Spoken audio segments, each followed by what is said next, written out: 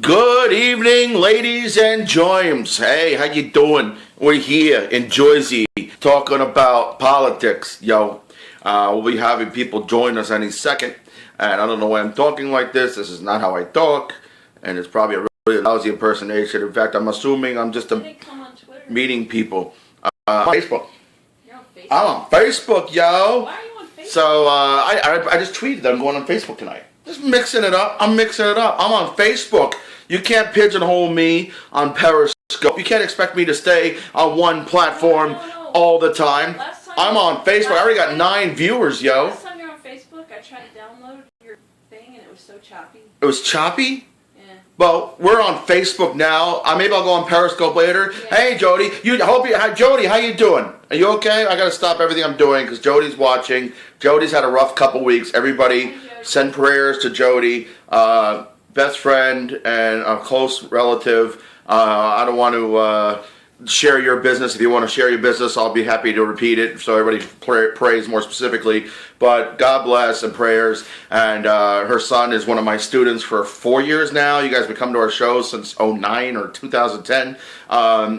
They're beyond fans. They're great friends now. What's up, Chris? And we've been to their bar mitzvah, and you know, we haven't seen you in a couple weeks, and you're totally. I wouldn't leave the house under those circumstances. I don't think. I can't imagine what you're going through. So, just aside from everything else, God bless, and I hope everything's going well there. Also, if Ethan lost his Mets cap, somebody left a Mets hat after class. It's in the drawer of the podium. I was going to take it, and then I realized I'm going to take it home, and you're never going to see it again. I don't know if it was Ethan's or it could have been Kevin's, but somebody left their Mets hat at class. That's beautiful. That's good to hear. So I've been on this thing, and I hope it's totally for shock value. I get it. Orange is the new Cosby, right? It's really apples and oranges. Hey, what's up, Daniel? Did Ethan leave his hat at class today? There's a Mets cap in it looks like I think it's Kevin's, the one. I think it's not Ethan's, but there's a Mets cap in the podium at the comedy club.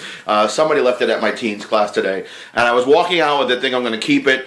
And okay. It's in the lower drawer at the podium. If you guys are Daniel, anybody's in the city, it's right there, and it's in the lower drawer of the podium. That's where I left it. I knew if I took it, you would never see it again, and there's a possibility you'll never see it again because it's left behind, right, since 2009, so it has been 2009. Okay. Yeah, I knew it was around the time we started doing LMAO, but I think you guys came to see a show of ours at the old Times Square Arts Center before we moved to the basement of the rat-infested Ha Comedy Club, and that was a scary joint, right? And anywho, talking about what's going on, I did a podcast just last night, or was it last night or 2 nights ago now? I think it was 2 nights ago. Last night I was not in a good shape to podcast. I'm fine. There was just alcohol involved, and probably was not smart at that point to go online. I came home and crashed. Go. Well, next, I'm in the club tomorrow. I'll put it in the booth. Now they know it's yours. I didn't want anybody to drop by looking for it, and I had it at home. So, what's going on this week in politics? You know, before we go any farther, I'm not really comparing Donald Trump to Bill Cosby yet. I mean, that's not fair. We don't know that he's done more than assault. We don't know that he slipped people pills and raped, so we know it's not the same. And boy, yeah, we go way back now. Oh my God! So that's 7 years. Wow, 7 years of luck.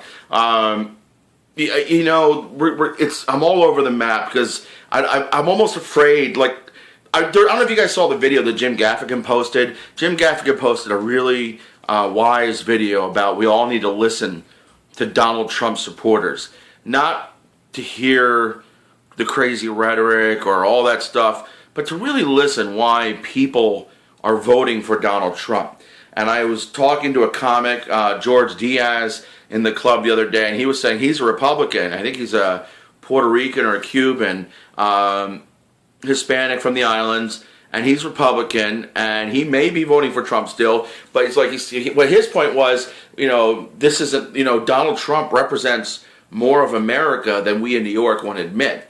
And there's a big group of people out there And there's people in New York City too that this so-called recovery have not helped.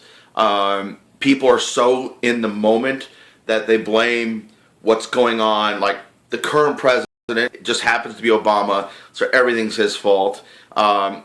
I don't want to. I hate the thing like we're going to say everybody's racist. I think there is a certain rhetoric out there that is 100% racist, that is, fueled by a African American being president, and all this, and Trump being a big part of that. And it's really easy. I don't think everybody in that camp is racist, but when you're swamped, you're underwater, and you're scared for the future of yourself and your family, and then somebody over here has the easy answer, it's Trump's fault. I'm sorry, it's Obama's fault.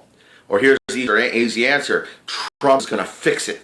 Thanks, Trump's the Obama. outsider. Thanks, Obama. Trump is the outsider, so he's going to fix it. Trump, he touches the anger. Yeah, he touches a lot of things that people should feel. See what I did there? Yeah, I mean, and it's kind of easy. It's easy to say we all know what Trump is tapping into. But I feel like Trump is tapping into the anger the way an evil religious leader might tap into fears like 600 years ago. Like the kind of shit that created the Inquisition, right? He's like one of those archbishops that says we need to like destroy all the Jews in Spain because that's why we're starving, or that's why God is like, punishing us with things like the plague and war and all this other stuff. Our armada went down in the British Channel because God's against us because we have like Jewish people living amongst us or Islamic people living amongst us, or right people. It's easy. It's really easy. People in the 20s or 100 years ago plus, or the whole stretch of area where poor white people in the South blamed black people for taking their jobs, right? They couldn't get a job. They were in a bottle, drunk, and they didn't get an education, and they're competing with people of a different color skin that in some cases were smarter. Sorry. Don't destroy us. I know. I don't want to destroy the Jews. I was in a character there, speaking in the mind of the Inquisition. I'm a modern Catholic. I don't support what we have always done. Catholics have not always been the good guys. But although I'll tell you, I did a show last Tuesday at a Catholic high school, and we're doing the columns game, right? The Human Mad Libs, and one of the kids, I went, da da da da da da, and I went to point at him to fill in the blank, and said, "Gay!" And everyone like, high school kids, he said gay! And I just went in the microphone and said, it's okay. We have Pope Francis now. It's okay to be gay. It's okay to be whoever you are. The kid said gay, not Yeah, we did say gay. The students said gay. But it was the other students that were like, he said gay. And the principal was over there smiling. They're a great school. And Trump is the anti-everything. But yeah, and I think, the problem is, I really think Trump started to believe the lies. I really believe at the beginning, Trump said whatever he thought the crowd wanted to hear.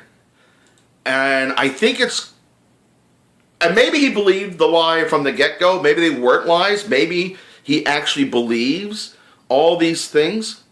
And I think part of Jim Gaffigan's point in his video, just saying that all Trump voters or all Republicans or all these people or all those people are simply homophobic, racist, anti-Semitic, blah, blah, blah, blah. You could draw it sexist, right?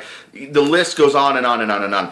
That's almost as easy as for those people to blame all the blacks because they can't find work, or to blame Mexico and Mexicans because they can't find work, or to blame the Mexican donor or investor in the New York Times for why, just like the Mexican judge couldn't possibly be fair to Trump, right? Because he's out there saying, I'm going to build a wall. The Mexican judge, who's an American from Indiana, who happens to have family from Mexico, can't be fair. Oh, Cab Not Ethan's. Oh, okay. All right. I'll sell it to somebody next week. Sorry. It's probably Kevin's. Kevin has and I thought it looked like Kevin's too. It's a slightly different blue. I think Ethan has more of that classic Mets cap, right? And this one's more like the newer, almost looks like a Royals cap, that really royal blue, and more of the modern style, if I'm not mistaken. And my knowledge of the Mets is so little that I'm just going to shut up because I have no freaking clue what I'm talking about. But that's my initial impression. And that's why I'm angry in the middle. This is why I'm not 100% a Democrat, because the rhetoric on both sides. What I love, though, Hillary Clinton, I don't know if you saw this, at some point there was a environmental activist that, I forget the exact statement that they made, but it was basically a pretty bombastic statement. We need you to say that you're never going to allow fossil fuels to be taken from the ground ever again. And Hillary Clinton's answer was, get a life. Maybe that wasn't a brilliant political statement, but she basically did what a lot of Republicans do, putting their wacko constituencies, in their place. Mike Pence did it, as much as I deplore a lot of Mike Pence's stance on things. Although to say that, I sincerely believe Mike Pence believes what he is for. You know, it's not like some lobbyist said you need to be pro-abortion or pro-abortion, so he votes pro-life. Or, you know, in his heart of hearts, you know, as much as I think the anti-gay legislation in Indiana was deplorable, I concede that Mike Pence, in his heart of hearts, believes from a religious place, like, why he does what he does. I can respect that. I don't respect the law that he wanted to pass. I don't respect imposing his beliefs on everybody. Oh, yeah. Well, that's what I keep saying. Like, everyone that says, oh, well, Hillary, I can never vote for Hillary because she's done this, this, and this, and this. And my only answer is, like, if Donald Trump is your savior, Hillary Clinton may be the most corrupt person ever in public office. Maybe. I don't think that's true, but maybe. Let's give the right wing that statement. Is it equally fair to say that Donald Trump is possibly the most evilly corrupt person from the private sector? Pence is scary. Well, that's what I'm saying. He believes it, so he's scary to a lot of people. But again, like, somebody who grew up as a Catholic and Christian values, I think their idea of Christianity is this perverse extremity, and the fact that that is the prevailing belief system behind the politics in a lot of places, I think that's scary. You know, I think progressively. I don't vote 100% progressively, because I do think there is a GOP side of things that we do have to pay for stuff, right? There is a balance out there somewhere, but we can't find a balance when all we do is get these extremities. And Hillary is shutting down the extreme left to the sense that, and it's been a long time, I think, I haven't heard any, and maybe this is the media, the biased media, we haven't heard about a lot of eco-terrorists in a long time. I was a Republican, not a Democrat, because I think in the 80s and 90s, while a lot of people in the New York City area and other places thought the Republican Party was far right-wing, I thought the leadership of the Republican Party was more to the center. At least they governed from the center-right. Whereas the Democrats, the legislators especially, were a series of one-issue voters. There were Democrats in the 80s and 90s, and there are still a few, that they did want to take all the guns away. They wanted it to be like England, right? There were people, especially the lady who's, I think right, her husband died in Long Island on the train because a guy shot it up. She became a one-issue legislator, right? She became the anti-gun legislator. And, yeah, that's what I'm saying. And Hillary is more centrist than Obama. I don't think she always was, though, right? I think the Clintons learned their lesson, and this is old news, this is history, and anybody here, and I talk to people like Daniel and Jody and other people, you know, it's like preaching to the choir, right? We all know where Hillary was in 92, 93. I'd have voted for other parties because I'd like more to, yeah, right. 92, 93, 94, Hillary was pretty far left. Although that being said, you could argue her health plan system was better than what we have now. What she wanted in 92, 93, that she was pushing really hard, was pretty far out there. But the difference is we weren't ready for it. All the work she did in 92 and 93 paved the way for Obamacare in 2009, right? But the country was not ready for it. And the problems they had trying to get that 5,000 pages of healthcare document through. And I was a Republican. I remember that very well. I was a Republican. I was a Rush Limbaugh listener in the 90s. And maybe that's why I don't like the Clintons. I was a Republican who listened to Rush Limbaugh and a little bit Sean Hannity. Not on the TV. On TV I never liked him. But on the radio.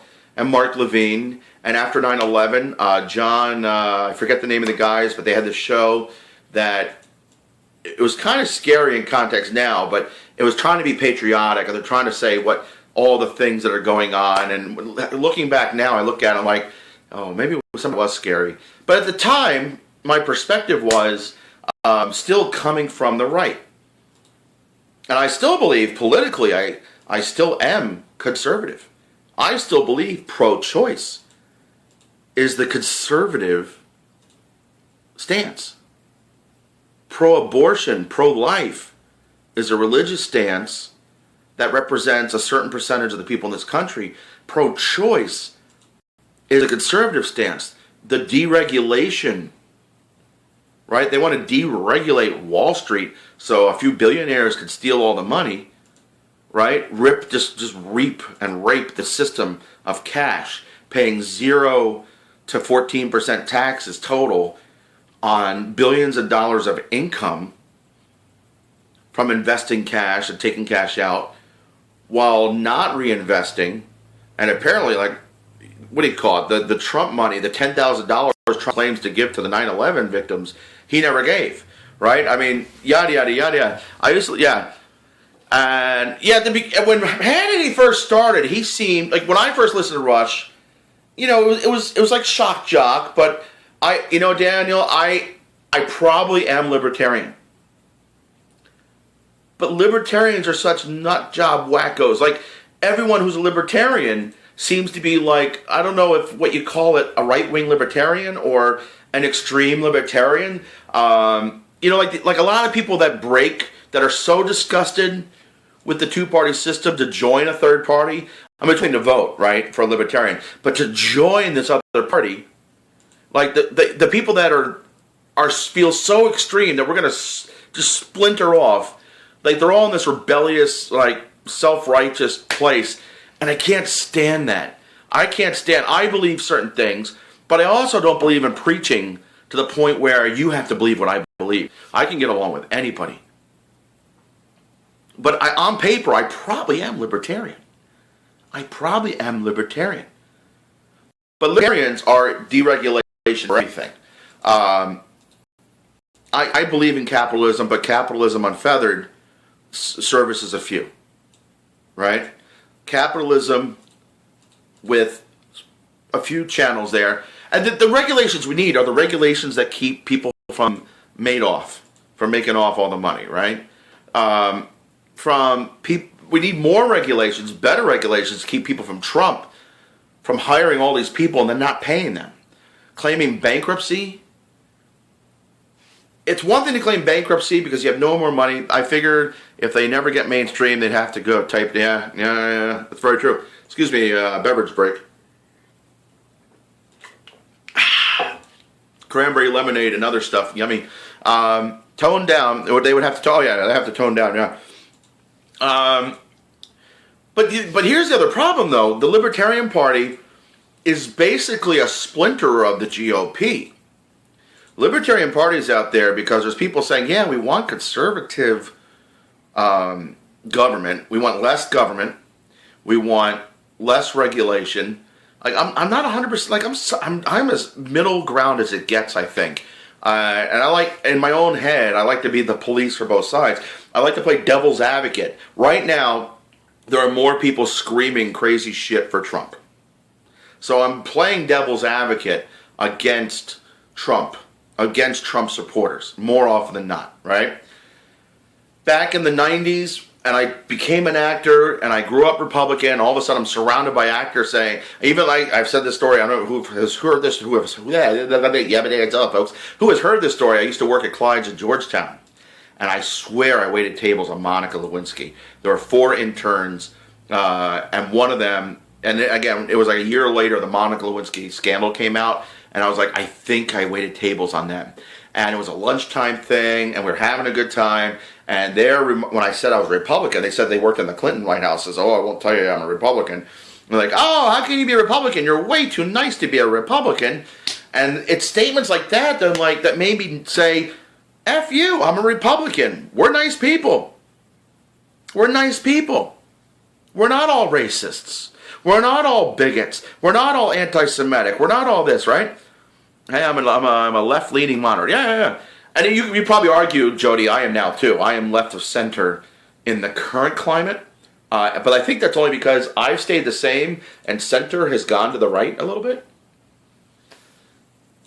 I find myself being more and more like Rachel Maddow in my rhythm when I do these things. I have those pauses and I get loud and my parents would hate that. They hate Rachel Maddow. You know, much more of a Kelly. Stupid because she's awesome. Nobody's stupid. And I think we got to stop calling Trump supporters stupid. I don't like some of them are complete morons, no, but I'm saying not because they support Trump. I'm just saying they're stupid because they don't like Rachel Maddow, right. not because they support right. Trump. I mean, it is not smart to support Trump, but I don't think they're stupid. I just don't. I'm Yeah. just saying I don't like. Well, you know, if you're a Republican, you're probably not going to like watching Rachel Maddow too often. You know, they listen to what's her name, who bleeds out of wherever, according to Megyn Kelly. Megyn Kelly. Trump's words, not mine. I'm just trying to. That's how I remember her. Trump tore into her menstruation cycle. I know, disgusting. But what's really getting me right now, the sex scandal. I think it's 2016.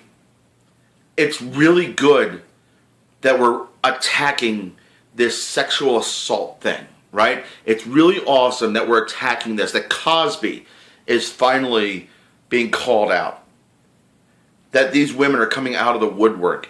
As I said the other night, if you're raped, don't wait 20, 30 years past legal, where you can do something about it. I'm just totally brain farting. Somebody, Dan or Jody or somebody, just type in the term I'm thinking of. It's past 15 years, you can't prosecute now, right? All that stuff, I think that many of them are ignorant because if they truly knew what he was about, they would. I don't think that's true, Jody. I don't think that's true. I think, and I know people in my own family, I know people after doing a show in Michigan last week, they're great people, and I don't even think they're like turning a blind eye. They're like saying, we're going to put up with his negatives because his positives mean a conservative on the Supreme Court. We will take Trump for the next 4 years, maybe not support him in 4 years, but if Trump is president for the next 4 years, we will have a right-wing leaning Supreme Court for the next 20. And that, I believe, the people that are still voting for Trump, that really disgusted by him, that's the bottom line. And again, I don't support that. My own mother asked me, she says, so you're okay with like a fifth liberal judge on the Supreme Court? I'm like, yeah. Because if nothing else, I have a lot of friends who are gay that want to get married. I have a lot of friends that, I've had people in my company that were transgendered. And they're tired of being bullied. They want to be able to go pee somewhere. They consider, and actually this one, it's funny, I don't think I've ever had a transgendered woman. I've now had one transgendered guy in the cast and one audition that were clearly used to be women. Are guys going to complain if they go into the men's room and pee? And I'm pretty sure they're ready to stand up and pee.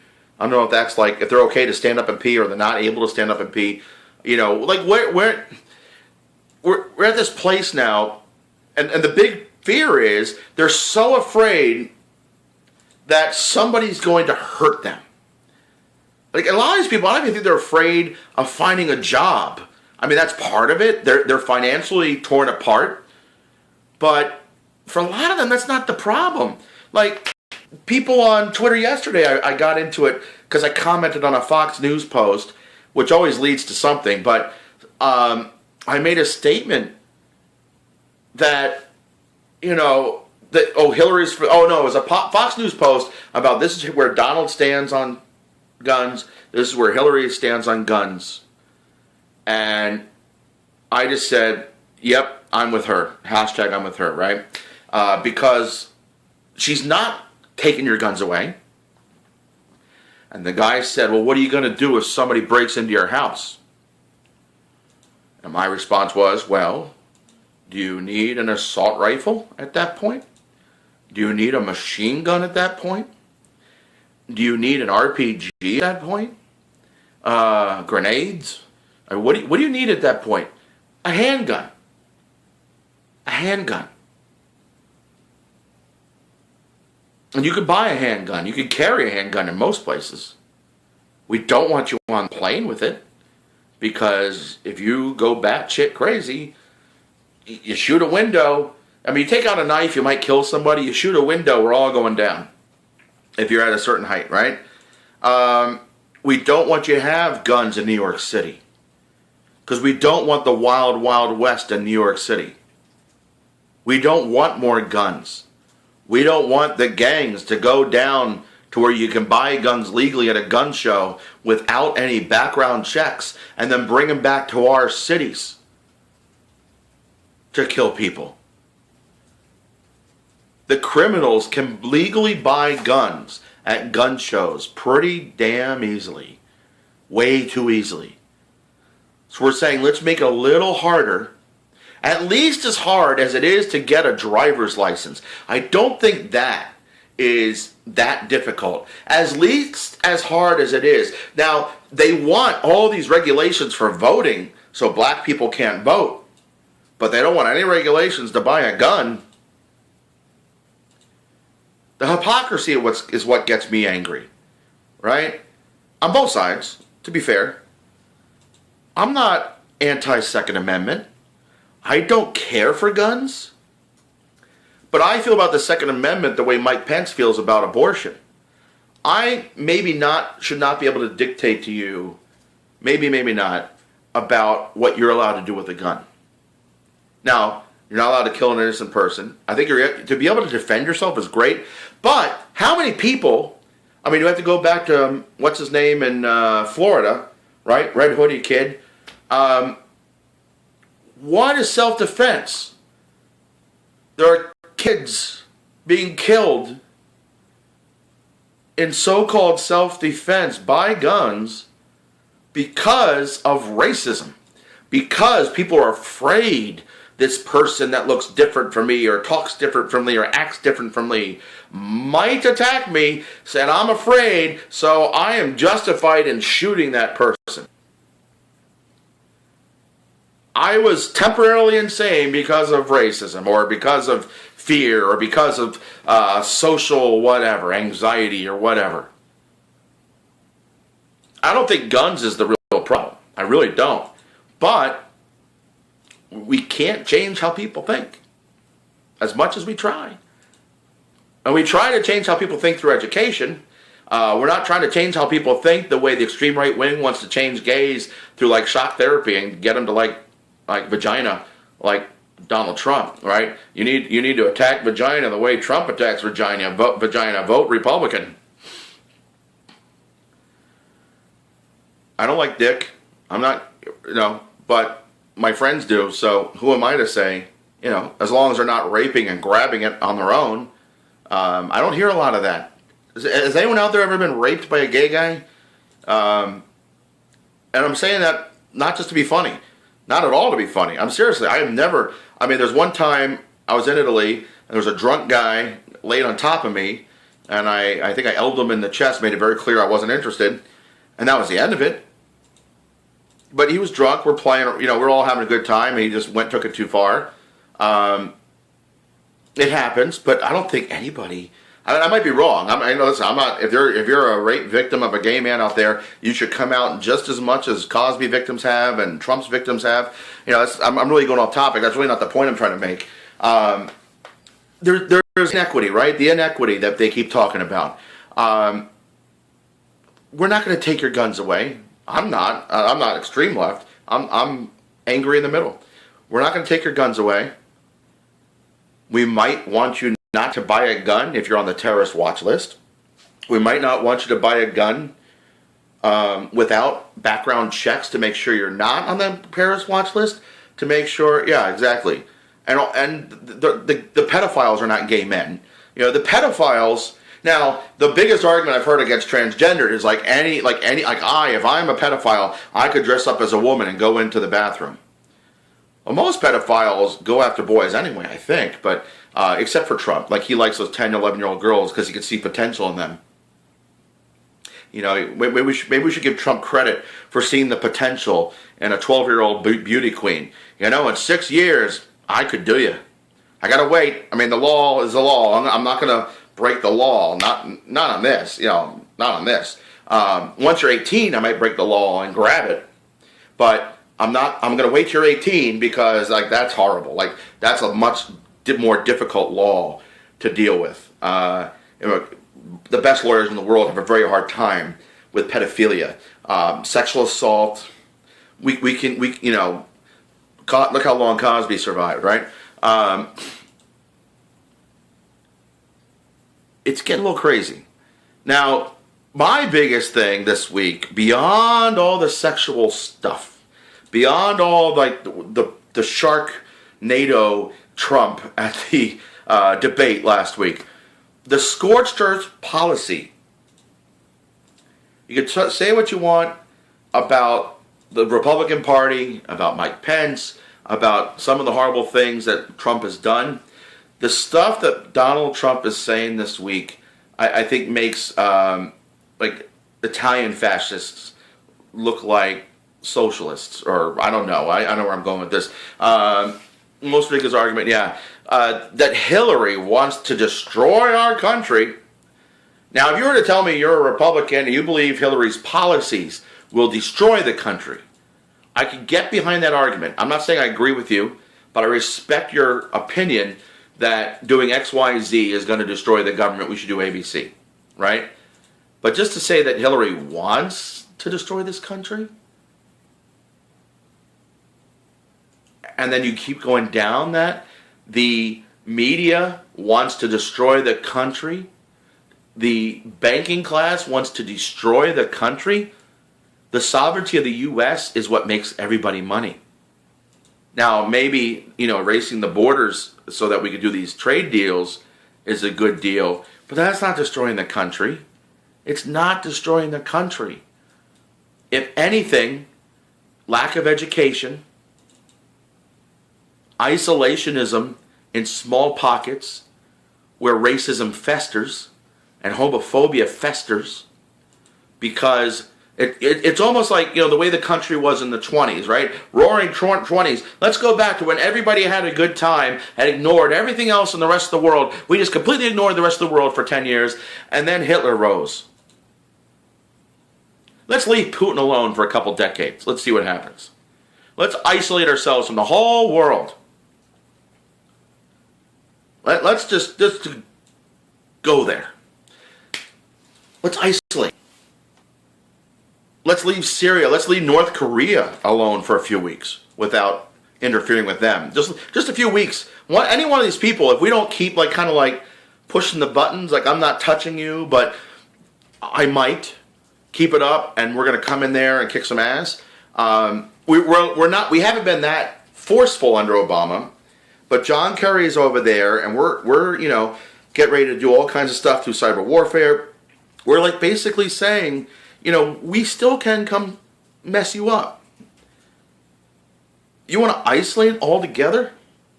What Bush did in the last decade was wrong.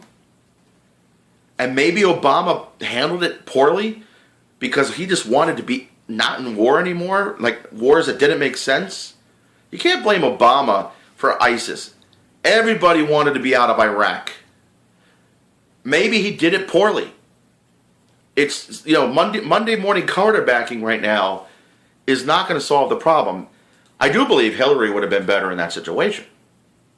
Hillary's more hawkish. She would have been a little more forceful at the right time, I think. A little less of a peacemonger. Perhaps. But at this point in time, somebody like Trump, and this is the first time I've ever said this. I've heard people say this about Bush, about John McCain, about Reagan, that if they get into power, they're going to destroy this country. If that person gets into power, I've heard Republicans say that about Obama and Clinton. Everybody on both sides, if they win, this country's going down.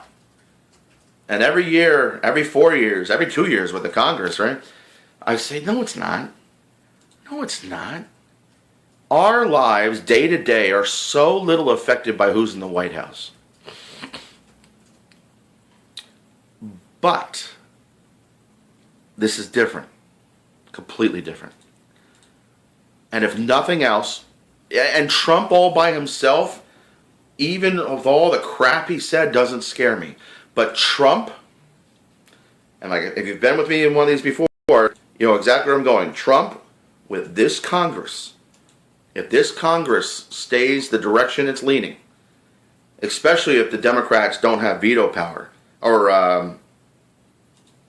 I am just brain farting right now in all of my legislative knowledge. The concept is there. The words are just, they can't go in there and say, read Dr. Seuss all freaking day like Ted Cruz. If they are untethered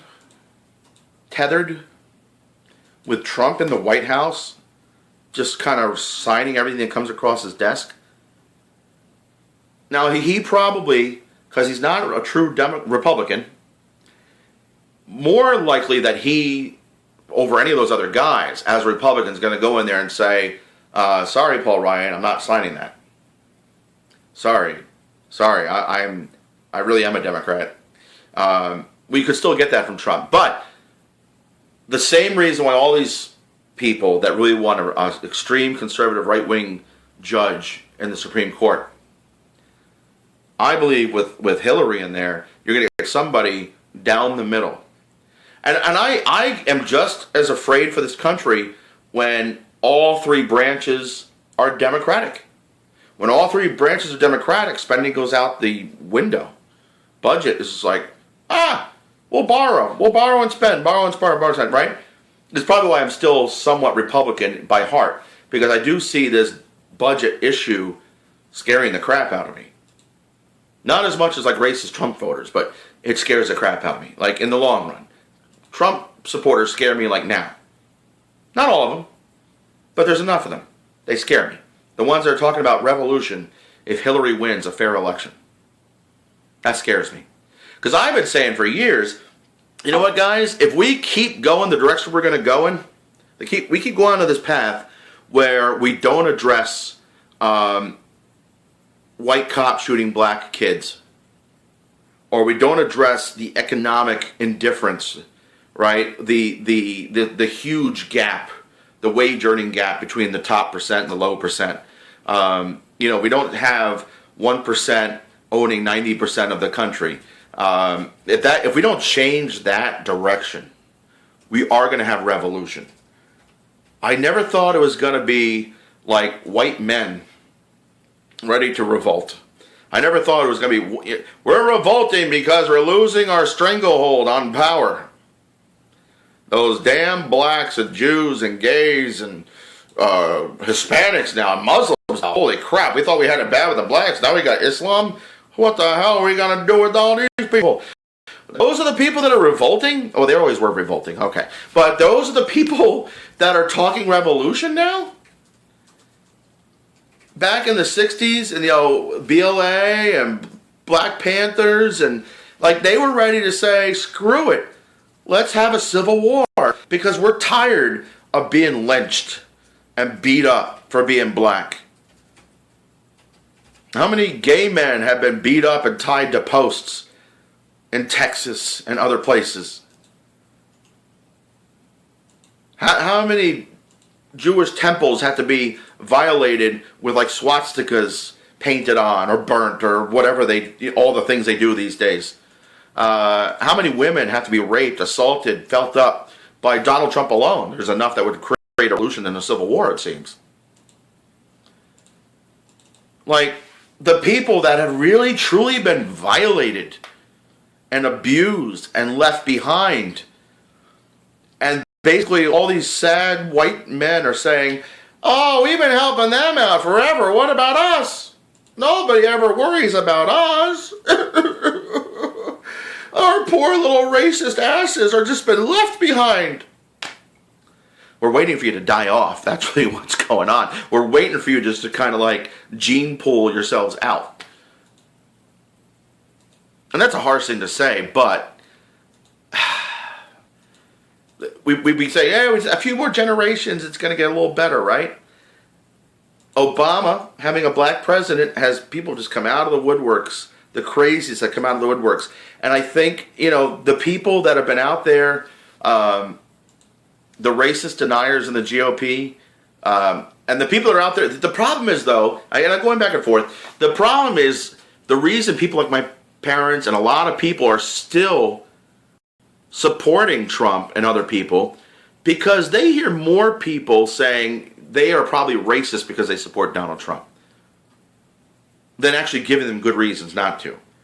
Or they have legitimate reasons why they're supporting Trump, why they're supporting the GOP. Like, they believe in the GOP party platform. And Trump is the usherer of the GOP party platform.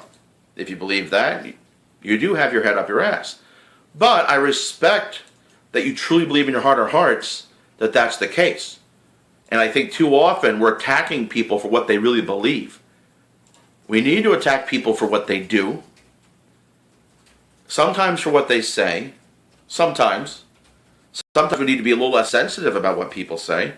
I mean, I'm a comedian. If I was, destroyed every time I said something inappropriate, I'd probably be famous. But I always say, bring on the trolls. Bring on the trolls. I get followers every time I get attacked by some Trump supporter on Twitter. I got 3 or 4 followers that like the 1 or 2 things I say before blocking their sorry ass. And I'm talking about the crazies. I mean, I'm talking about the crazies that attack me, and they think I am like extreme left liberal wingnut.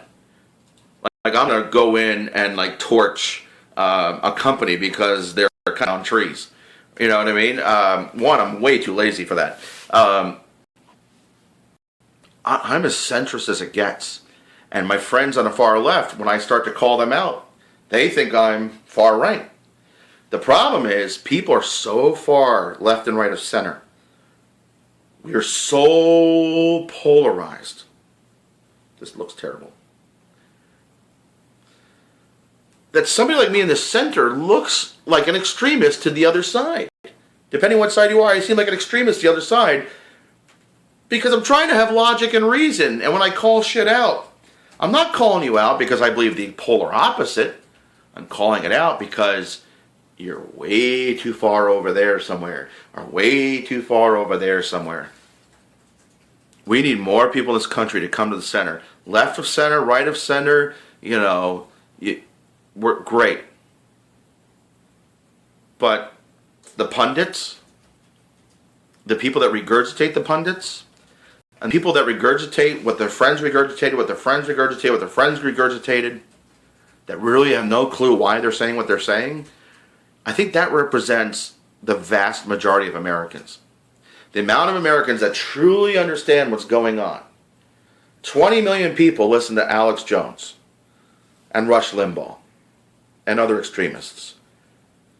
There are a lot of people that just watch MSNBC or Bill Maher or, the extremists on either side. And I'm on both sides. But at the end of the day, the last thing I'll leave with this, and I really could cut off because at some point Facebook is going to burn out. I can't believe I waited this long. All right, all the extreme left friends call Dan a Republican. Right. And And Dan, I would argue, is left of center, right? Am I mistaken there?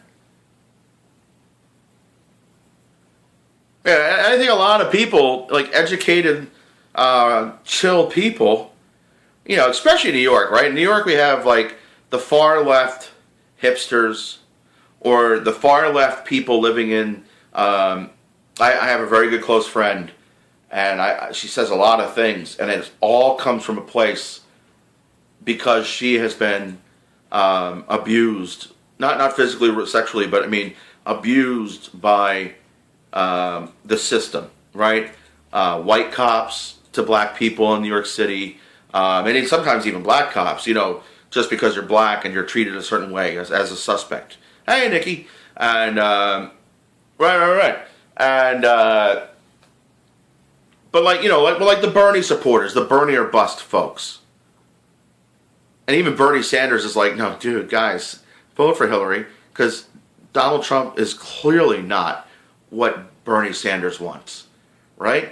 And I'm not saying that as a Hillary fan. I'm saying that in the voice of Bernie Sanders is like more horrified by Donald Trump than Hillary is, right? Because he's left of center, and you don't, or left of Hillary, you don't vote for the other guy because the person that's slightly more center than you, one, like your guy lost to the woman slightly more moderate, who might even be slightly Republican.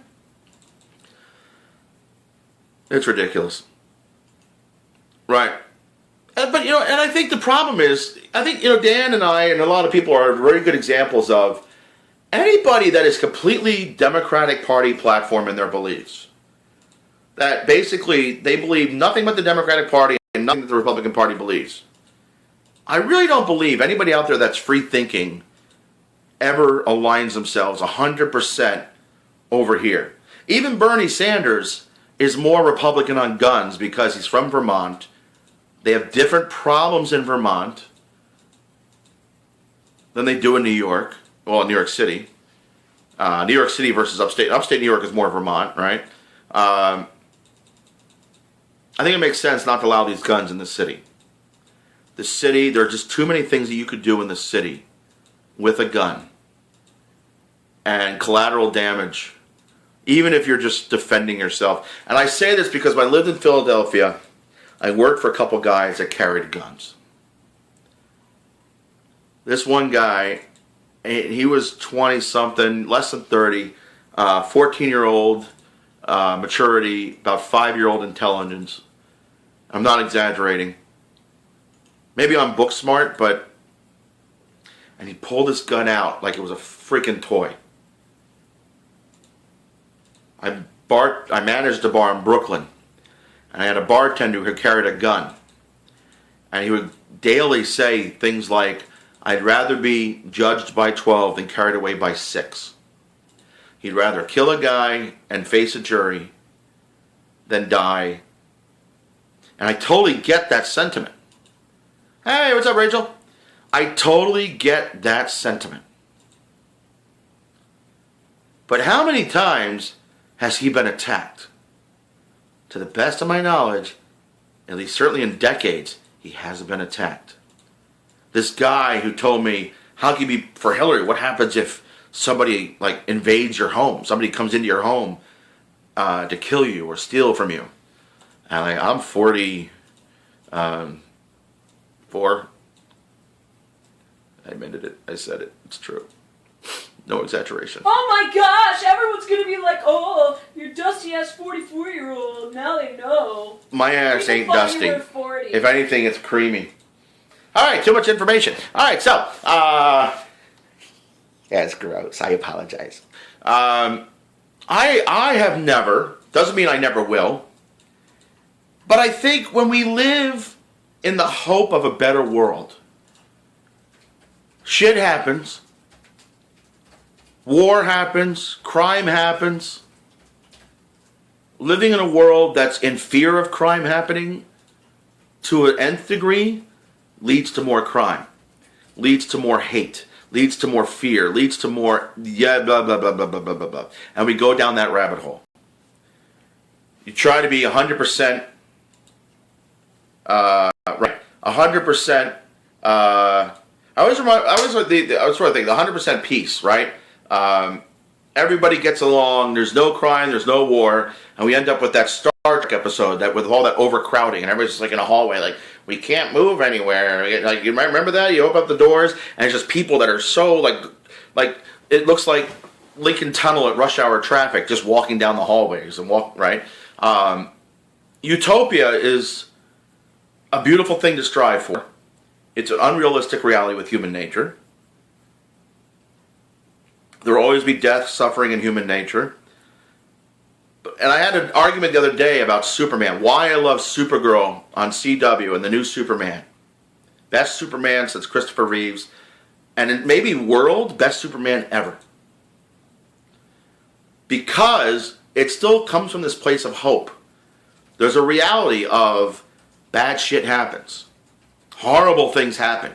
People that want to do horrible things. There's still hope for the good guy. Good guy doesn't always win, but the good guy doesn't always lose either. I can't tell you what the average is, but I do know the world is not as good as some people think it is. It's nowhere near as bad as other people think it is. Perception happens in here more than out there. What you perceive the world to be is much more going on in here. You know, people that love one country over another because they had a good day in one country, a bad day in another. People that don't like black people because one guy did something to you one time. Or one guy did something to a family member like 20 years ago, so all black people must be bad. Or that one guy went into a gay club in Florida and shot up the place, so all Muslims must be evil. Or, I don't get the gay thing. Like, what have gay people done to you? Gay people come in and make the place pretty. They redecorate, for God's sake. They fixed Hell's Kitchen. Hell's Kitchen was a fucking dump. Chelsea, they made it a beautiful place. There's great restaurants and coffee. As far as I'm concerned, my experience with gay people, maybe they're annoying sometimes, and I don't want to say that I mean, I have annoying friends that are gay. I have my best friends are gay or lesbian, yada yada. Who cares? I don't understand it. I understand, like, your religious beliefs tell you that you can't support homosexuality. Okay. Does it say anywhere in the Bible that we should hate these people? Does it say anywhere that we should, like, beat the shit out of them? Now, I'm not saying everybody does. Like, most people are just like, I don't support gay marriage. I don't support this. Okay, I'm okay with you not supporting it. How does it affect you? How does that affect you? I'm sorry, Jody. I think that's based on what I said a few minutes ago. I don't understand. I understand abortion more than I understand hating gay men and women. I understand that you think abortion is killing a living person. I understand you want abortion to be murder in the eye of the law. I get that. I'm still pro-choice, right? But I don't understand the hate. I don't. I don't understand the need to beat people because they're different. I don't understand usually it's coming from a place because you hate yourself so much and that they're the easy target. I understand that psychologically. And then it has nothing to do with the fact whether they're gay, black, Jewish, a woman, Muslim, Hispanic, whatever, Asian. Like, at that point, it's because you hate yourself and you're in a bad place and, hey, they're different, it must be their fault. I get that. I hate it. I really wish that crap didn't happen. I understand it. But I don't understand, like we had a conversation the other day about the C word, about using horrible words. I understand in the heat of the moment, anger, saying a word that you shouldn't say. The C word is a good one. I've used it, and I resent it every time. I resent myself for using it. I hate that I used it, and I apologize for using it. And when people use bad words against me, It hurts sometimes in the moment, sometimes, usually not. If they apologize for it, I'm like, all right, you needed to blow off steam. Let's move on. We're all adults. But sometimes we're not all adults, I guess. Maybe that's what it is. Maybe we're not all adults. Maybe, you know, a Common Core, does Common Core, well, that's a new thing. You can't blame Common Core for this. But things like Common Core, just, you know, focusing on book smarts, not teach emotional IQ. I certainly don't have the answers. I have the plea to all Americans, left and right wing, to just drop your shit. Get off your high horse on both sides. Because I'm sorry, if you're out there screaming, Hillary's going to destroy the country. She's not. She's not. It may change in a way that's not your first choice. But I guarantee it. The things that Hillary wants to do may or may not make your life better. Because you're not currently a victim of the things that, I know, the new math. The new division. Was the old division that difficult? Maybe math came that easy to me that I don't see the problem. Or did math come easy to me because my mother was doing flashcards when I was 3 and 4? This is a whole other tangent. I'm afraid of this tangent because there's so many people out there that don't do well at math. But my mother, I think, my father was was an actuary. He was a math and computer science guy. And all of his friends were math and computer science geeks. Fortran, calculus, probability statistics, all that stuff, right? Maybe my mother felt inadequate as a math person, although she was no dummy by any means. But she was doing flashcards with me in math at age 3 and 4. By the time I got to the first and second grade, I was so far ahead. Eventually they caught up because I was lazy. By the time I was a junior in high school, everybody passed me. The honors kids, I'm still like way ahead of like anyone else who isn't honors math. But even today, I think, I'm still ahead of most kids that are not in honors math in my knowledge. But although I've forgotten more than I learned, it's not about me. If you're a parent, get involved with your kids' education. New York City schools, not good. Not bad, but the kids in New York City schools whose parents are involved in the education system do great. I know a lot of amazing kids in New York City schools that have come to work for me even, right? Brandon, Noel, and Noel has been through some shit, and he didn't even have parental support, but he had people at the school, a dean that really, really cared, that pulled his ass out of hell. And in some ways, he did it to him. He pulled himself out of hell. But, abusive father in and out of jail, mother who just disappeared, now she's there for him, and it's right when he needed it. So God bless her. I don't want to put her down because she came back into his life when he needed it. I don't want to talk about individuals here, but I know a lot of people that do amazing in New York City schools. I know a lot of people who have come out of the bayou and have become doctors, right? Because while everybody else is saying, you don't need no education, you don't need no... All right, I'm not going to do Pink Floyd. Trying to do Common Core with 11-year-old. And I respect 11-year-olds too much. I always say, thank God for Common Core because it gives me work as somebody that could come in and teach them how to speak to people and make eye contact with some people. Like, horrible changes in schools have made work for me, which is not like, I hate saying that. It's a reality. It's a reality. But I don't like to say that. I think like that's the wrong place. I would love to come in and just supplement. Like, be the fun, cool guy that says, hey, what your teachers are telling you and teaching you, listen to them, because you're going to, if you do that, right? When I was a kid, I had amazing teachers. I had amazing schools. And it was public school. Our public schools were better than the private schools, better than the Catholic schools. Most other places, that's not the case, right? Montgomery County, Maryland, Fairfax County, Virginia, and there's that one county in California, and then like the three of them are always like the top 3 counties in the country for like 40 years now. You could argue the DC area schools are good because they have all the money from the lobbyists. I mean, that's been, but all those people that really value education, right? I hate it when they said, oh, the Jews kids do well because they value education. Shut up. No, that may or may be true. But I'm saying anybody whose parents value education, their kids usually do better in school. If you truly value your kid's education or the need for your kid to have an education, they're going to do well in school. We don't need to say it's because they're of a certain faith or they're because they're of a certain color or they're not because they're of a certain color. Oh, the Asians, oh, they're great at math.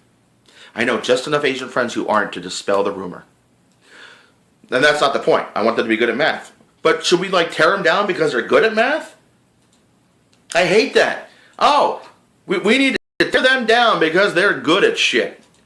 We need to make them as ignorant as us so we don't look so shitty. No, the solution is stop blaming everybody else. Right. And I think my mother's Catholic school. But New York City schools, they're not bad. They're not all great. Common Core doesn't preclude the old-fashioned way. It's about understanding the method rather than just following it. And I should, and you know what? I should not preach on Common Core. I'm not an expert.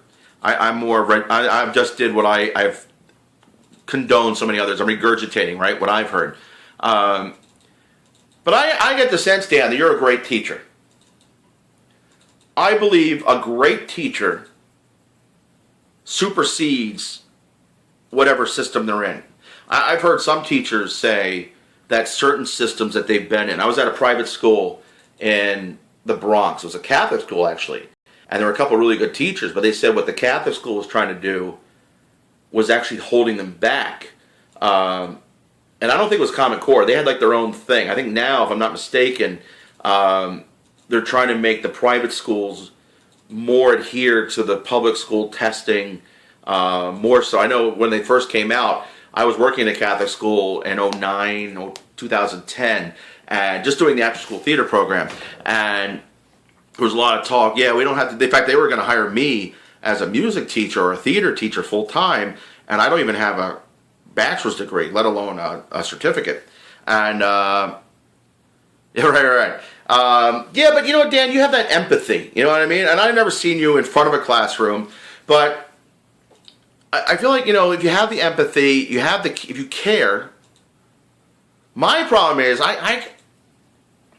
New York City schools have different problems than just education, right? A lot of New York City schools. I'm not sure which school you teach in, Dan. A lot of New York City schools, and the ones I've been in, if they could just get the kids not to kill anybody that day, and I'm exaggerating a little bit, but not a lot. In some of the schools I've been in with the improv, going through airport security, if nobody got stabbed that day, it was a successful day. Everybody else is looking at the numbers, the testing, and the teacher evaluations, and the scores. But for some of these schools, nobody dying, nobody going to the hospital, nobody getting stabbed, nobody coming in beaten by their parents. In the one school I worked in, that was a big problem. And it wasn't even necessarily that poor of a school. They just had a lot of parents from other parts in the world where that was acceptable. Physical violence against your child was a little more acceptable to where they came from. And so they had kids coming to school beaten up by fathers. And I'm not talking about taking the belt out and disciplining. They were beaten. Or not coming to school because they were beaten, right? In some places, that's what they're up against. But then, I always say, with all the problems we have at some schools that I've worked at, you listen to some of these people, you're at Brooklyn Tech. Oh, yeah. Yeah, I think that's a different game, right? I think that's where Amelia went, isn't it? Brooklyn Tech? I'm not sure. Talk to Amelia. She might have gone to that high school. What is there another Brook? What's the Brook? Is that the school that's in Brooklyn Heights? I think it was Brooklyn Tech. And I had a couple kids from my junior high school. We were at a grade 6 to 12 program at Springfield Gardens, and we had 6th, 7th, 8th graders and ninth graders, and I've had that at my old high school. Oh, okay, yeah. And we had a family friend who was a dean at a school back in the 70s and 80s, and he had a kid that he thought was reaching, and then he pulled a gun on him, right?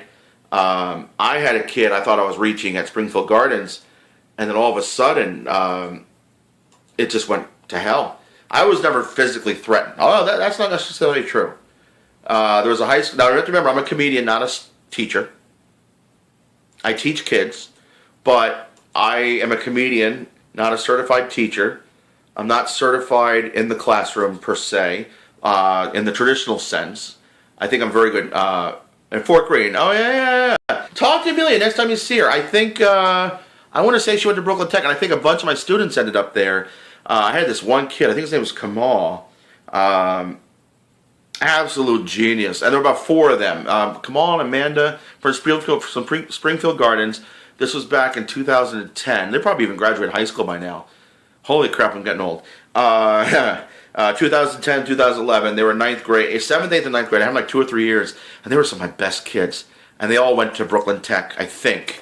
They all like scored really high. And they got the heck out of there. Went to the better high schools, you know. I mean, I think that's part of the problem with the New York City system. If you want to be in the arts, you got to go to LaGuardia or one of the performing arts high school.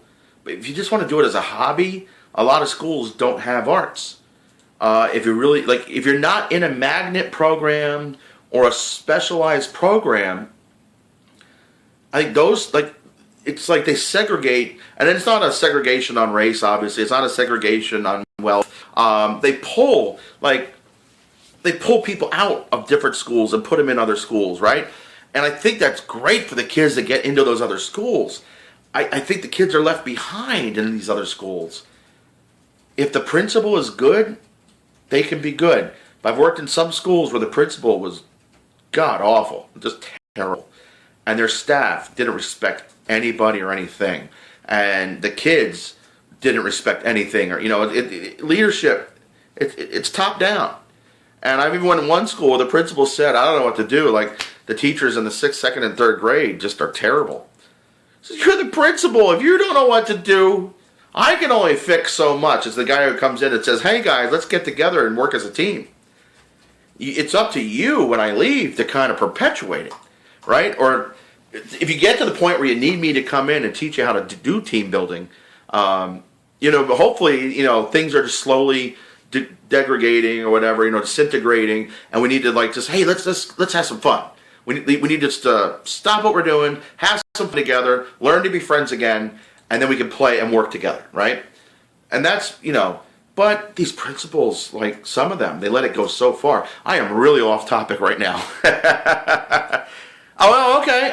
That's what I thought. I didn't realize you were at that school. That's cool. It's our whole world coming together.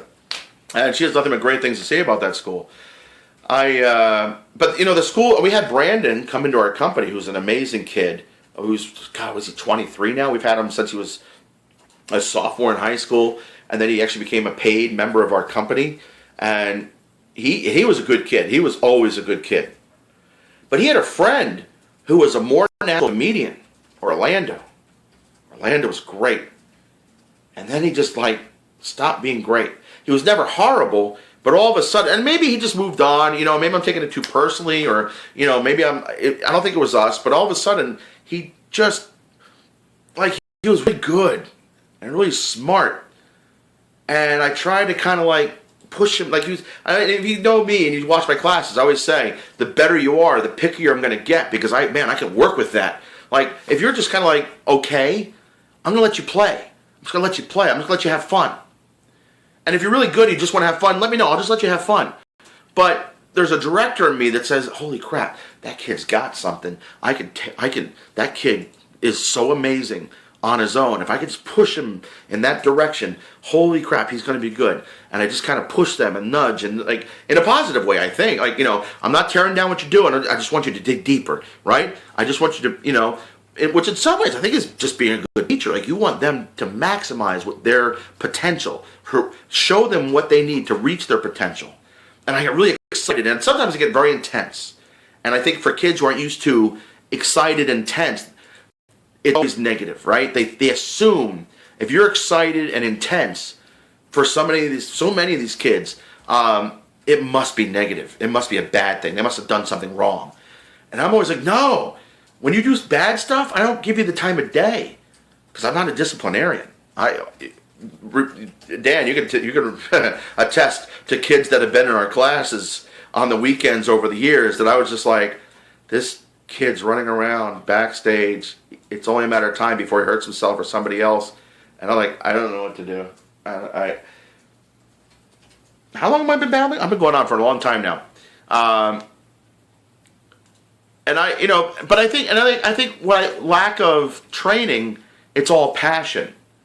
I love what I do, and I think it's so amazing when I see a kid achieve stuff that some professionals struggle with because their imaginations are still alive. The walls aren't so thick yet, right?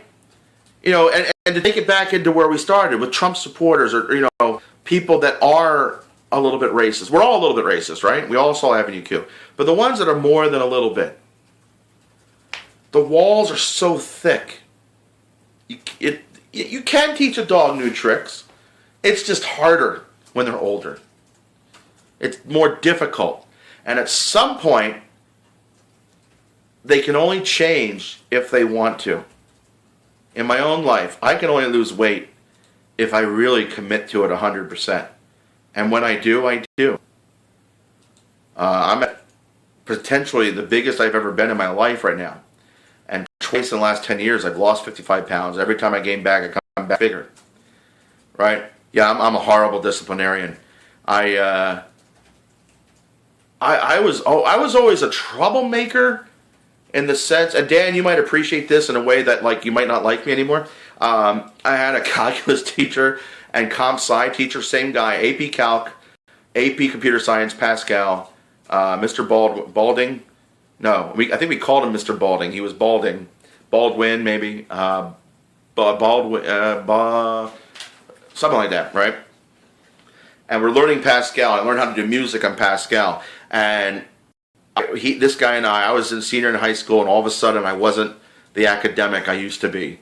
What got me to be a calculus student in high school, I was not that student anymore. I definitely had senioritis. I was ready to not be a math and science guy anymore. And I probably already know. The reason I'm an actor probably today is because AP Physics, and Mom, I'm sorry, I did not choose this. Theater, like third or fourth elective choice. AP Physics was my first choice, and they put me in theater instead of AP Physics at the exact same time. And by the second week, I was already in the process of getting into AP Physics, and I said, "Screw it! I'm a senior. I need one credit to graduate. I have a 3.4. I graduated with a 3.1, I think, because of senioritis. But I was still like a 3.0 plus, and waited with honors credits, whatever that was. I was up there even more. I was classic senioritis, type A. I stopped being a type A, and I programmed 15 computers. Because in Pascal, as far as the stuff I knew, you could only program one melody at a time. You couldn't do harmony in Pascal. So it was like one of those crappy keyboards in the 80s, right? They still make them now. You can only play one note at a time. You can't play a chord. So I programmed 4 programs that were timed the exact same way in harmony. And there were 4 banks of computers, 4, 4, 4, and 3. And I had 3 friends help me. I loaded my program off the mainframe on 4 computers over there. All played the bass. These 3 played the baritone, and then I had the tenor and the melody. And I would put it on endless loop. And I had 3 of my friends. I went 1, 2, 3, click, enter for go. And I basically shut down the computer lab because the entire computer lab was now playing Blue Moon in 4-part harmony. My arrangement was pretty decent. It's simple, not that hard. He had to reboot the entire system because it was on this endless loop. You couldn't just stop it. You couldn't, and it was the old network system. You couldn't just turn off one computer. You had to reboot the entire system, which took a few minutes. So basically wasted 15, 20 minutes. How I was never suspended in school, I don't know. But that at the same time, other than some moments with alcohol, was probably the worst thing I ever did in school. Never started fires. I was class president.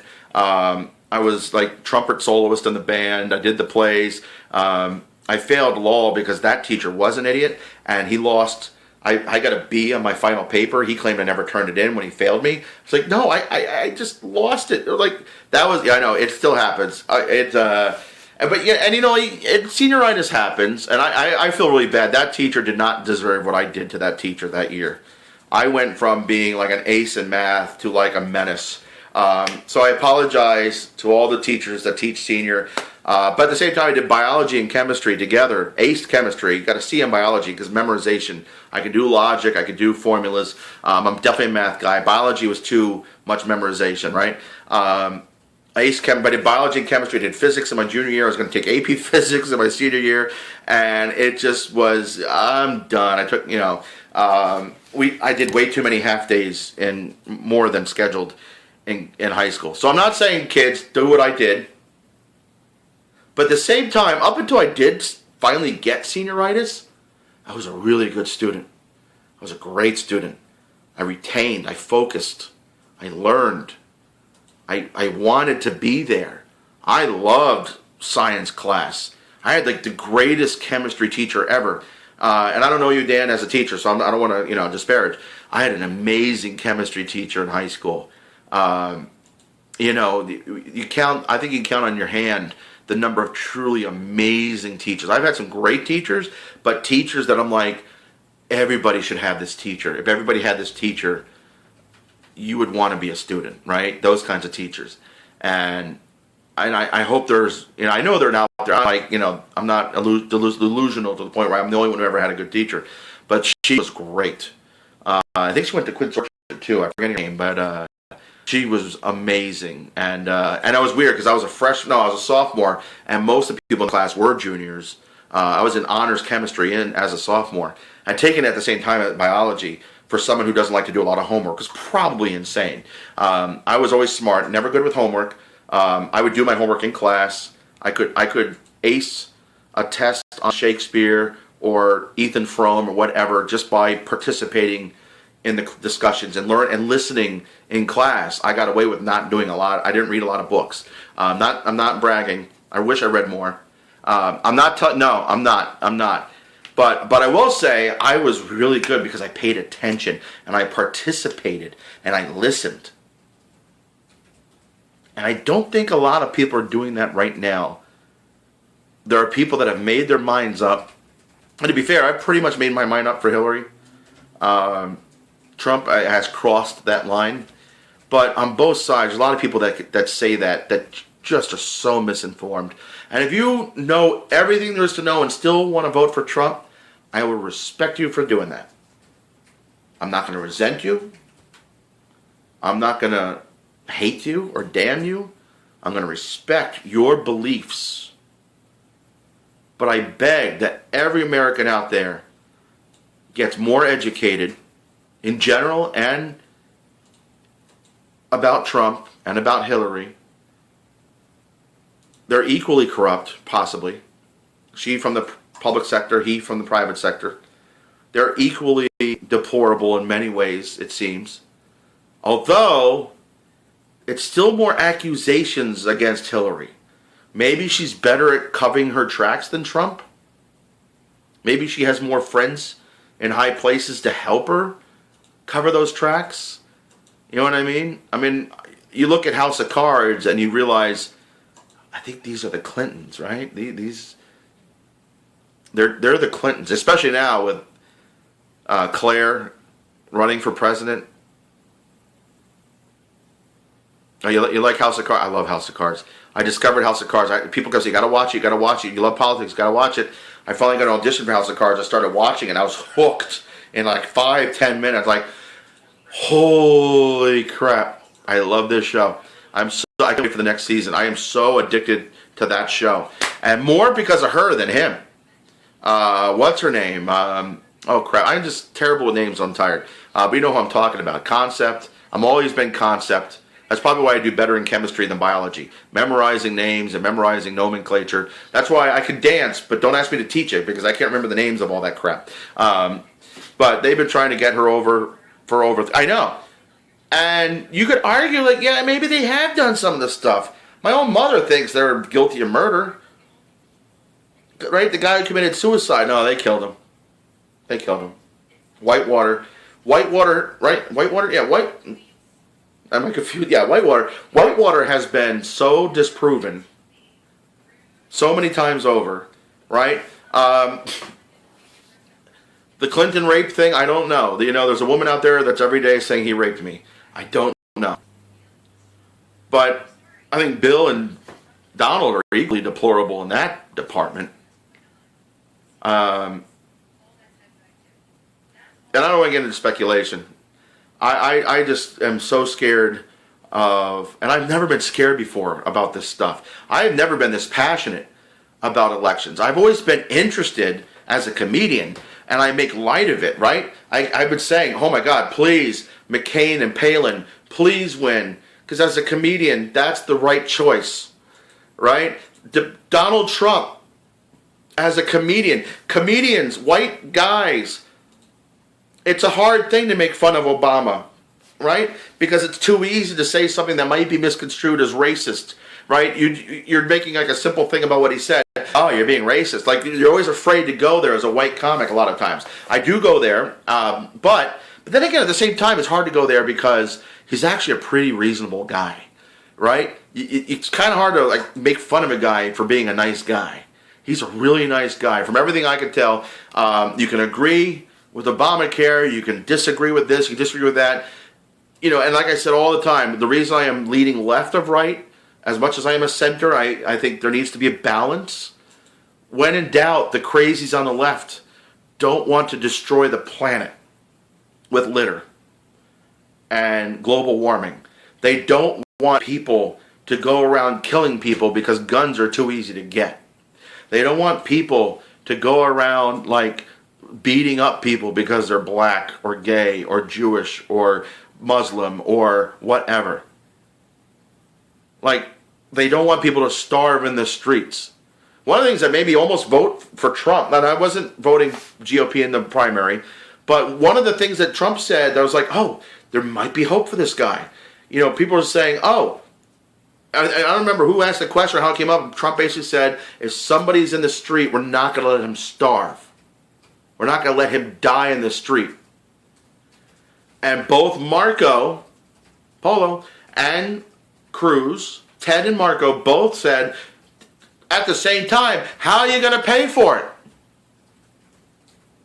If somebody's dying in the street, you save them, and then you figure out how to pay for it.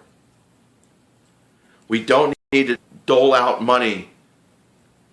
I'm sorry. Every actor, because your 6-month run, your tour ended the day you knew it was going to end, you don't need to go collect unemployment. I'm sorry. I chose to be an actor. I never expected financial gain as an actor. And when I make money, it's a bonus. But when I go out there on a 3-month tour, a 6-month tour, and I come back, or after a 10-week tour, and I made $500-$600 a week, and I came back, I don't collect unemployment instead of going to Starbucks. I hate that. That's one of the reasons why I'm a Republican. My own profession, the amount of unemployment collected by actors out there is disgusting. Because they don't want to get a job in something that they don't want to do. Because they don't want to do a job that they think is beneath them. Somehow collecting unemployment is not beneath them. And I understand, like, you know, unemployment, we need unemployment. We need unemployment because there are people out there that hire people and then they screw them over. They go out of business without warning. People lose their job. They got kids, they got houses, they got this, they got that, and they're used to having this. And we need something because even with all the financial planning in the world, shit happens. But, and I'm tearing apart my own colleagues here.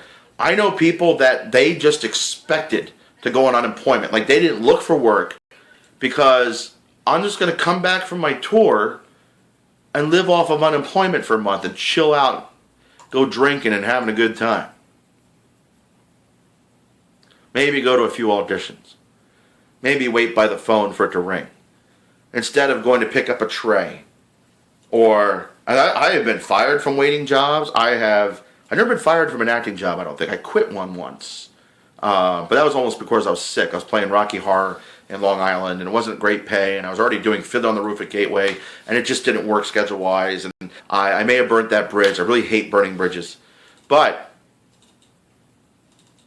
these people are not people that are getting fired, and like all of a sudden they're out of work. No, they took a contract for so many thousands of dollars for 10 weeks to rehearse and tour a show, and they knew exactly when they were getting off that tour, and then they go collect unemployment for months. And they sometimes come to me asking me to pay them cash so that they can collect unemployment. I refuse to do it. I'm not even against paying somebody cash. You know what I mean? When we have $50 cash because we did a show at the club, like to put that in the bank and then pay people $10 each because we're going to split the door, and then to pay taxes on that. I mean, if that's all you ever made, you wouldn't be paying taxes anyway. You'd be making so low. But I'm like, no, we didn't. That's not income. That's beer money. Let's go buy a couple pitchers. We collected some cash. We put it right back in the market. You know, this isn't like Donald Trump skimming billions of dollars and hiding it in other countries, and you know, and buying and selling and putting people out of work, and you know, like a one-man Walmart. No, we took a few dollars cash. This isn't like a pizza joint that pockets half of the income of the place under the table. You know, a few dollars, but what I refuse to do is pay you cash so you can bilge the system. I'm sorry. If you're 25 years old in good health, there are a lot of jobs you can be doing to pay the bills. There's also a lot of things you don't need. You're collecting unemployment so you can afford the new iPhone. That's not adult to me. That's not American. That's not responsible. And that's where the Republican in me comes out. But I don't say get rid of the program because a few people abuse it. People need to stop abusing. If you're abusing the system, you know, there were people in D.C. when I was a kid that had 14 kids so they can collect, you know, welfare on 14 kids and put it all into crack because there was such a bad crack program. But that's a minority of the minority, so to speak, right? How many people are out there just collecting welfare to get drugs? Are there some people that do it? Yes. Are there a lot of people that are collecting welfare so they don't starve and die and live on the street? Yes. Crack down on the abuse. If you're an abuser, stop. Because if nothing else, your abusive nature of the system is going to ruin it for the people that really need it. I'm sorry. You're a 25-year-old white male, in a healthy, good-looking white male at 25 years old. There's no reason you need to be collecting unemployment. And I don't want to sound like some reverse thing. I'm sorry. I can, you know, all these other people, and there's more acting work for you per, you know, you get more acting jobs than a lot of our female counterparts. You get a lot more acting jobs than a lot of our minority ethnic counterparts. I don't work all the time. I've never collected unemployment. I've never collected food stamps, and there have been many times when I could have. But you know what I did? I moved into a tiny room out of my apartment. Right. That's what I'm saying. I'm calling out, and this is the Republican in me, I'm sorry, but I'm calling out the abusers. I'm not calling out the system.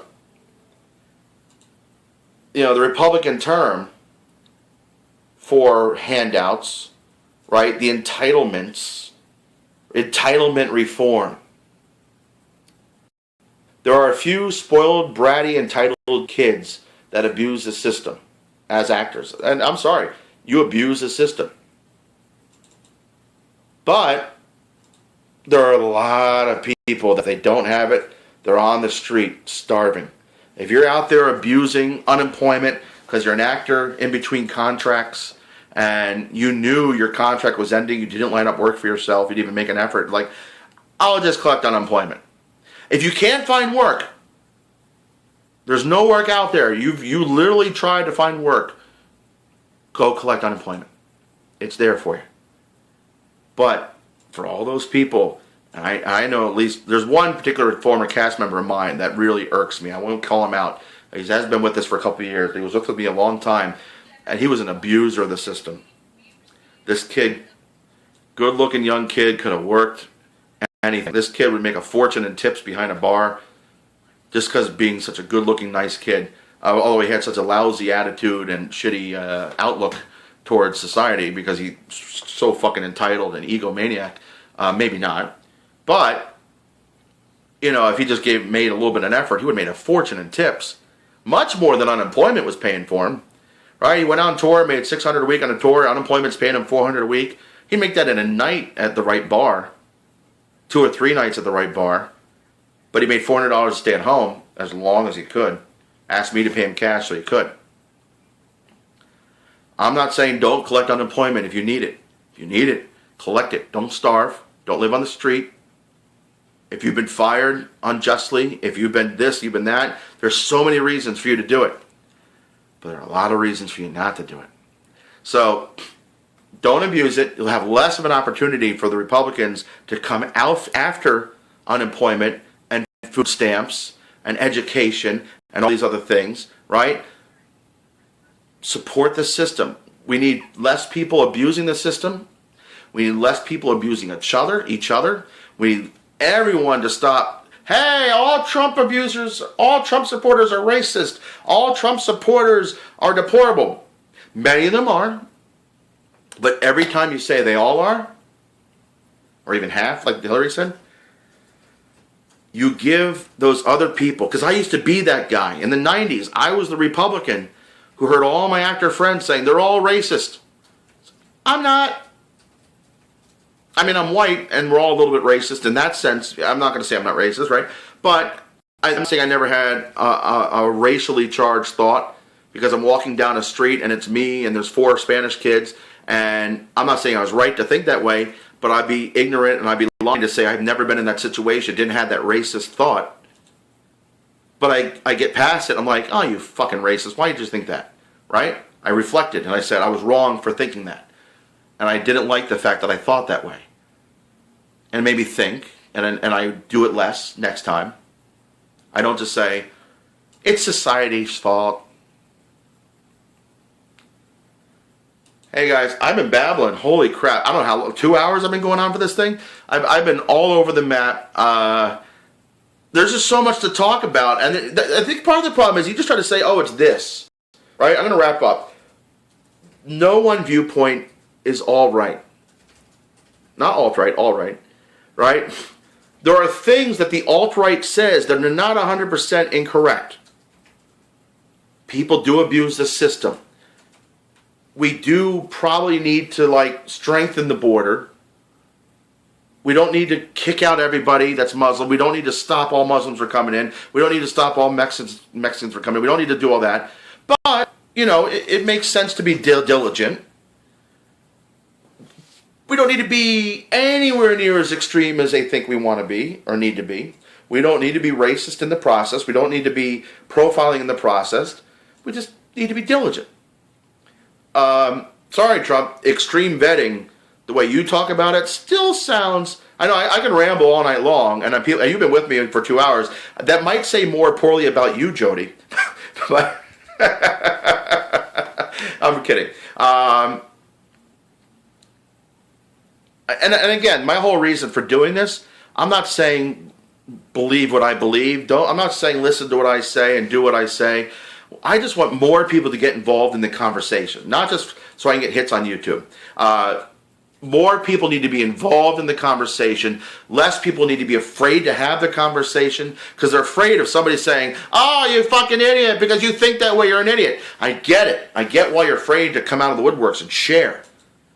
But maybe if we more of us shared in a calm conversation, 10 of us get together and just say, we all believe something different. What can we do moving forward? Right? What can we do moving forward that brings us all together to a place that we can function? And I think maybe what we need to do in this country is like the gymnastics scores, the old. Oh no, I think gymnastics does differently. The diving scores, the Olympics, right? They have like 8 or 9 or 10 scores, and you throw out the worst, you throw out the best, right? And forget, maybe not worst and best, but you throw out the most far left, you throw out the most far right, and then everything else, let's take the average and go forward on that. And I think that might get us to a place where we can actually govern in a way that is acceptable, maybe not preferred, but acceptable to more. We need to move, this whole moving forward, we just need to talk. We need to talk about issues without the fire on both sides. I'm glad you said something about Dang. I'm not the only one here thinking that all my liberal friends think I'm a right-wing nut. All my right-wing friends think I'm a left-wing nut. I'm as down the middle as it gets. I'm leaning left for all the reasons I've said right now. But, and now I'm just babbling for why I'm babbling. I'm going to hit finish like in 3 seconds. So, hey guys, have a good night. We'll see you guys next time. See you at the clubs. Yo.